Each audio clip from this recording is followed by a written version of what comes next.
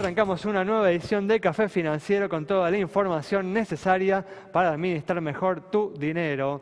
Hoy vamos a brindar información muy importante para las pymes que suelen necesitar efectivo.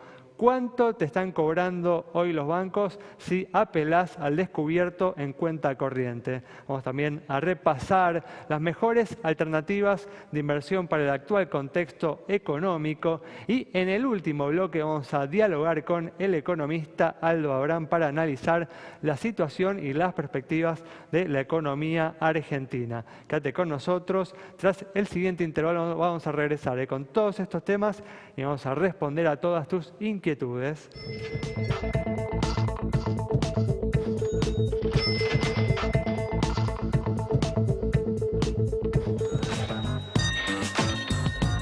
Bueno, ya estamos aquí con la presencia de Santiago Chelala, estamos nuevamente con Yamila Escala y al igual que el miércoles nos acompaña Gastón Moltracio en esta ocasión para brindarles alguna recomendación a todos aquellos que en este momento que presenta cierta incertidumbre están evaluando qué hacer con sus ahorros. ¿Qué tal? ¿Cómo andan? Muy bien, hola, muy bien. Gracias por estar aquí. Bueno, vamos a arrancar con todos los temas que tenemos para hoy. Y bueno, vamos a arrancar de un tema que tiene que ver con un nuevo capítulo en el enfrentamiento entre el gobierno y la industria del juicio, porque tras la creación de un registro de litigiosidad por parte de la Superintendencia de Riesgos del Trabajo, la medida fue frenada por la justicia ante el pedido de una agrupación de abogados. Yami, que los abogados están viendo que amenazado su negocio y están reaccionando. ¿Cómo es esto? Fueron 20 gremios representados por la Asociación de Abogados Laboralistas, concretamente, los que plantearon la inconstitucionalidad de esta resolución, que no va, dicen, a favor de los trabajadores, sino lo que plantea se centra en lo que, bueno, justamente propone, que es que las aseguradoras deben informar las causas en las que fueron demandadas, codemandadas, citadas en diferentes oportunidades, con datos precisos de los trabajadores y de los abogados. Cuando se presentan planteos de inconstitucional efectivamente respecto de la ley de ART, y bueno, se armó, como bien se dice. ¿Por qué problema hay con presentar información que puede ser de interés para todos los integrantes de la sociedad, ¿no? Bueno, el primer argumento es así muy específico y se habla de listas negras.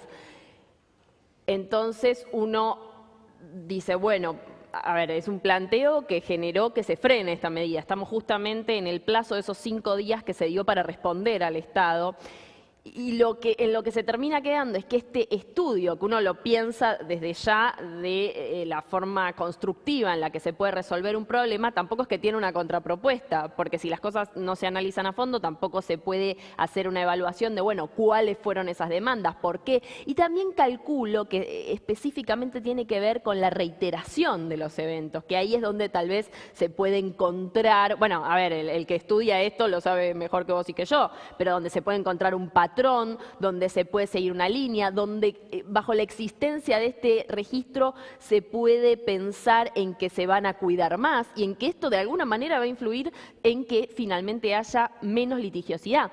Porque además se habla de que los trabajadores, a ver, que no se está pensando en ellos, pero el concepto general tiene que seguir siendo que la litigiosidad va en detrimento de todos, del sistema, de los trabajadores, de las compañías aseguradoras, menos del que cobra la plata y no la tenía que cobrar. Entonces, bueno, a ver, algo nuevo, una propuesta frenada, que finalmente sabremos cuán efectiva es si se lleva a cabo y los números dan que bajó la litigiosidad y que eso ya per se es bueno para el sistema, pero se frenó. Por ahora. No parece objetable que se cree este registro y que tanto los individuos como las empresas tengamos información acerca, ¿no?, de cuáles son los abogados, los empleados que sistemáticamente están litigiando contra las empresas. Perdón, porque además si pensamos que esto está basado en cuestiones persecutorias, ya pierde sentido el mismo sistema. Definitivamente. La verdad que es importante para una sociedad transparente que haya la mayor cantidad de información disponible. Bueno, vamos a cambiar de tema ahora, vamos a brindar información para todas las pymes que suelen tener necesidades de efectivo. ¿Cuánto te están cobrando hoy los bancos si apelás al giro en descubierto? Y sí, Ale, sobre todo para las pymes, que son usuarias de esta línea, de estos giros al descubierto y a veces desconocen que por ahí, planificando un poco mejor sus gastos, pueden tener un financiamiento mucho más económico. De cualquier manera, vamos a ver cuál es la tasa de interés que cobran las principales entidades por los giros en descubierto. Fíjense, el más económico es la línea del Banco Provincia, 30,5%, Nación 31%, Ciudad 34%, Credicop 35%, Banco Macro 36%, Galicia 37%, al igual que ICBC, Banco Francés 38%, al igual que Patagonia y Santander Río. Es decir, de 30 hasta 38%, por supuesto que en este caso los bancos públicos, tanto nacionales como provinciales, son las líneas más económicas para usar este financiamiento. Como siempre, toda la información la encuentran en detalle en nuestra página de Facebook. Bueno, como siempre, diferencias que hacen importante que uno se informe antes de tomar una decisión, antes de decir cuál es la entidad en la que se va a financiar. Vamos a comenzar, vamos a abrir este espacio que todos los viernes le dedicamos a aquellos que tienen sus ahorros y que están analizando, evaluando qué hacer con ellos. Una decisión que no ha sido nada fácil en estos últimos días, ¿no? Que se ha generado cierta incertidumbre respecto a qué va a suceder con el dólar, ¿no? Tras las fuertes intervenciones del Banco Central, ¿no, Gastón? Sí, Ale, así es. La realidad es que más allá de lo que pase el domingo, nosotros estamos viendo valor en la parte corta de la curva de Argentina, teniendo una mirada más específica hacia octubre y con toda la incertidumbre que puede llegar a haber entre agosto y octubre.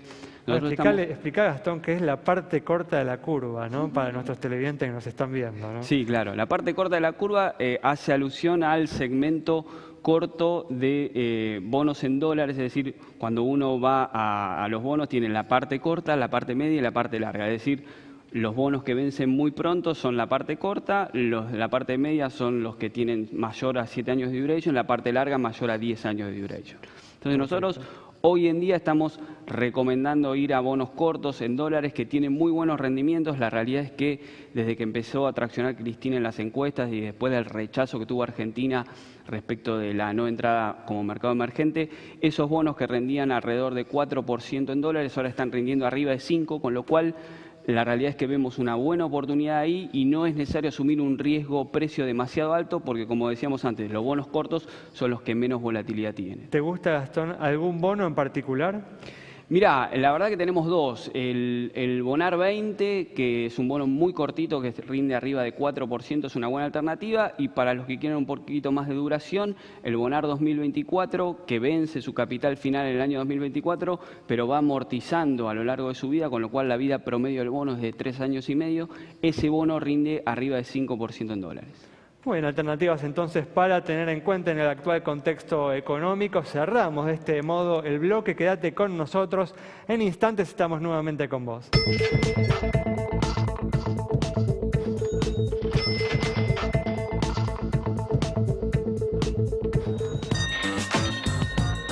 Bueno, ya estamos aquí con María Cristina Cortesi en este espacio que siempre dedicamos a responder a todas tus consultas.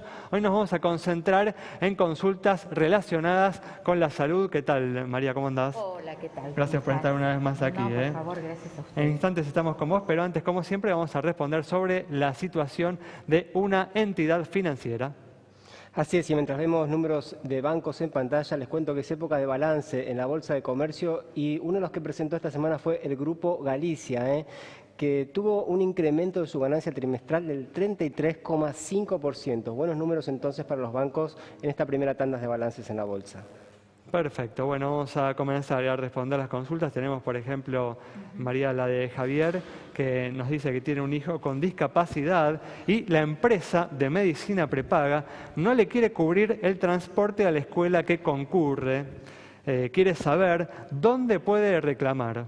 Bueno, el transporte escolar no siempre hay obligación de cumplir, de que la empresa de medicina prepaga se haga cargo. En primer lugar, hay que decir que las personas que tienen certificado de discapacidad tienen la posibilidad de viajar en forma gratuita en cualquier transporte público. La posibilidad de que la empresa de medicina prepaga pague el transporte es si, en este caso, no sé si es menor o no, pero tenga un acompañante o pueda viajar solo, es que no pueda viajar en un transporte público. Ajá. En ese caso sí, porque forma parte del paquete educativo que tiene que hacerse cargo la empresa de medicina prepaga, es decir, no le podemos dar la escolaridad si el chico no tiene la posibilidad de ir a la escuela, Claro. por algún medio de transporte. Entonces, para el caso que no pueda, eso hay que evaluarlo, la empresa de medicina prepaga debe evaluar, si no puede viajar en transporte público, que repito, es gratuito, con un certificado de discapacidad, entonces ahí le debe pagar un remis. Y preguntaba por ejemplo. Javier, ¿dónde se hace el reclamo? El ¿no? reclamo se puede hacer, si es una obra social nacional, siempre en la Superintendencia de Servicios de Salud se puede hacer ahí el reclamo. Y si no, hay que hacer un amparo, no hay otra forma. Muy bien, clarísimo. Y vamos justamente hablando clarísimo con la pregunta de Clara, que cumplió 65 años y la empresa de medicina prepaga le notificó que le va a aumentar la cuota.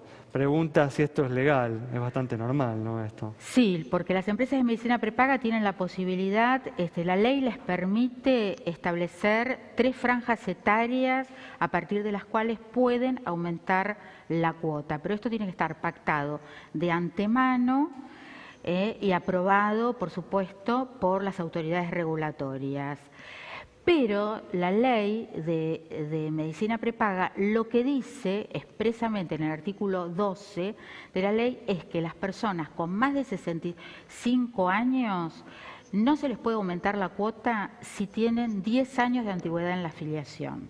Bueno, un tema importante para tener en Claro, cuenta. así que en esos casos no se le puede aumentar, aunque cambie la franja etaria en la empresa de medicina prepaga. Muy bien, perfecto. Muchas gracias, María. Y rápidamente te vamos a brindar una recomendación para los inversores más atrevidos.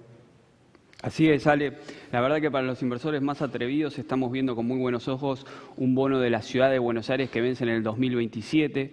Es un bono más agresivo porque precisamente tiene una duración bastante larga, vencimiento 2027, pero está muy bueno en el actual entorno. ¿Por qué?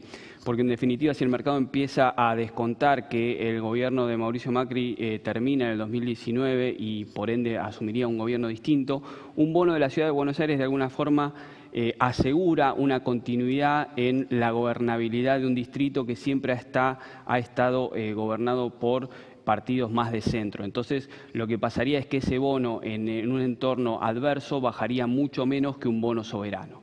Muy bien, perfecto. Y cerramos, como hacemos siempre, este bloque con una respuesta sobre la situación de una entidad aseguradora. Claro, ahí tenés la información en pantalla y mientras te cuento que ya rige el tope al aumento en las autopistas, en los peajes de las autopistas porteñas. 83% llegó en febrero y ahora AUSA, tras el fallo judicial, tuvo que dar marcha atrás. El que estaba a 55 en la Porito Moreno, en la 25 de mayo, auto, hora pico, ahora está 38. Así que, bueno, lo que necesites, @Café Financiero, en Twitter, en Facebook también, Café Financiero, nos escriben, les respondemos. Muy bien, con esta información cerramos el bloque. Quédate con nosotros. Al regreso vamos a estar dialogando con el economista Aldo Abraham.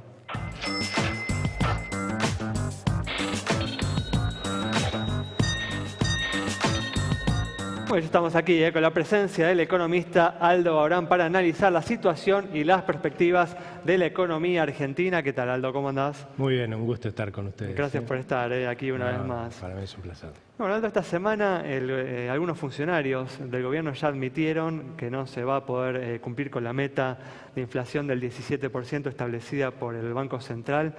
¿Coincidís con que esto es así? Sí, lamentablemente con todo lo que se ha depreciado ya el peso en los últimos meses, fundamentalmente desde mediados de mayo, cuando empieza a caerse la demanda de pesos por el tema de las dudas que se despertó en Brasil porque lo encontraron a Temer en un audio avalando coimas y eso podía llegar a generar una crisis política muy fuerte. A eso se sumó más adelante, ya en junio, el tema de que no nos recalificaron a emergente, que estábamos todos esperando, y eso hizo caer aún más la demanda de pesos.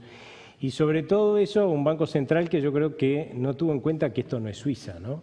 Y que en la Argentina la gente cuando ve que sube un poquito el tipo de cambio dice, uy, estoy perdiendo plata con todos los pesos que tengo en el bolsillo, o sea, se aviva que está depreciándole, le está sacando valor a los pesos que tiene en el bolsillo. Cuando sube un poco más se asusta del todo y lo primero que hace es salir corriendo a sacarse los pesos de encima. Si sube mucho más y ahí se genera un círculo vicioso de vendo, se cae más me saco los pesos de encima, se cae más el valor del peso, sube más el tipo de cambio.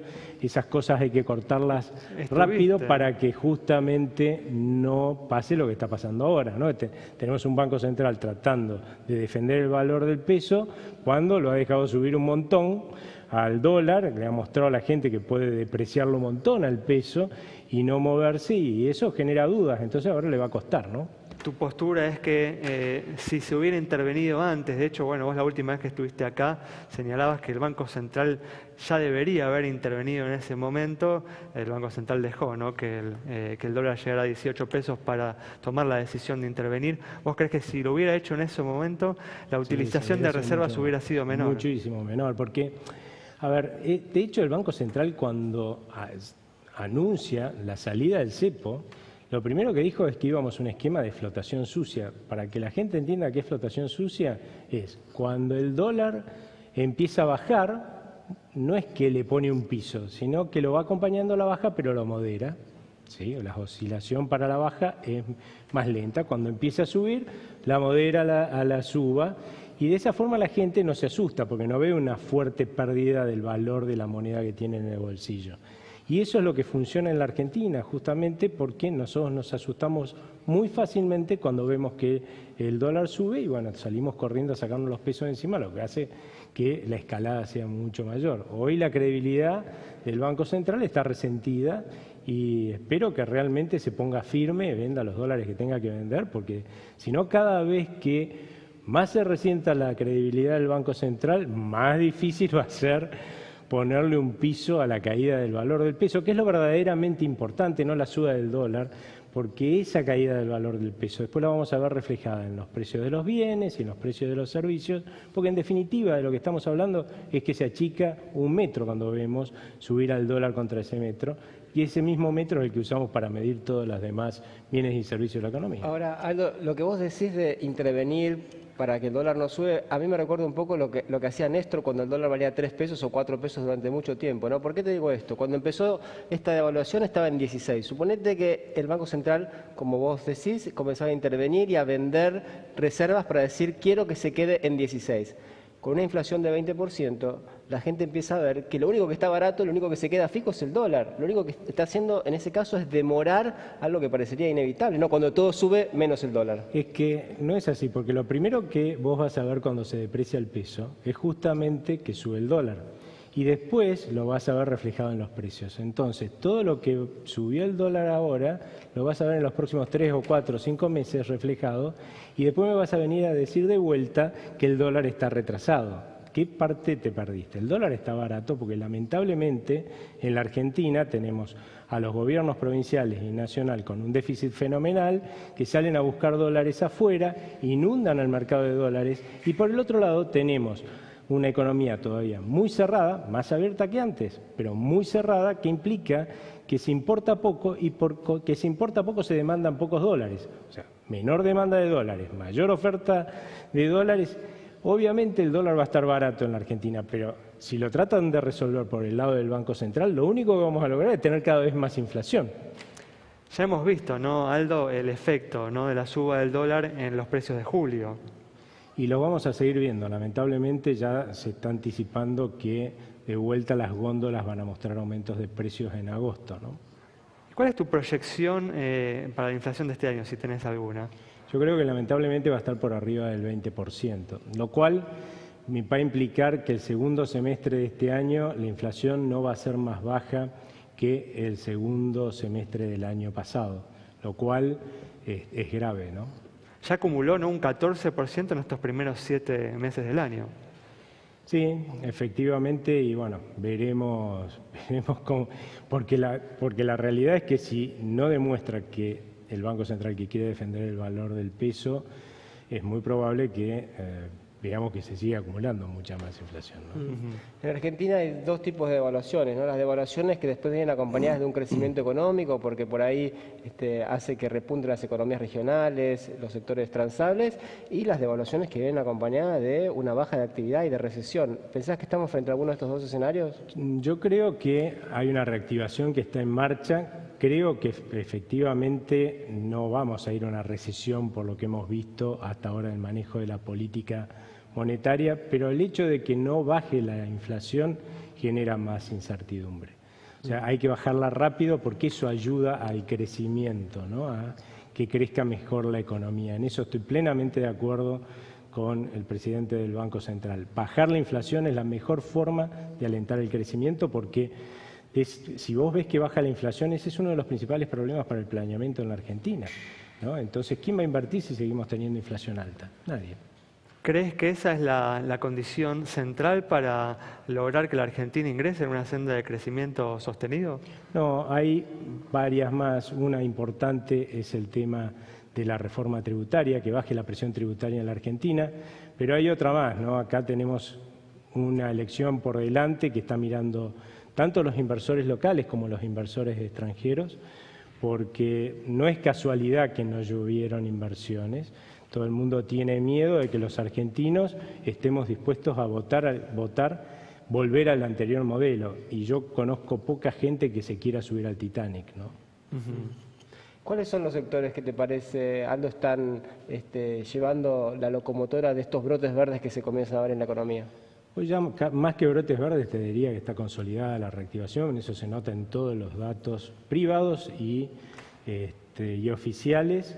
Claramente el que empujó desde un principio en el año 2016 fue el sector agropecuario y eso de vuelta nos debería hacer pensar, ¿no?